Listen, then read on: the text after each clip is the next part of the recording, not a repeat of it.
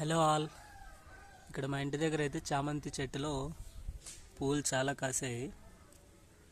పూలు చూడండి ఎంత అందంగా ఉన్నాయో.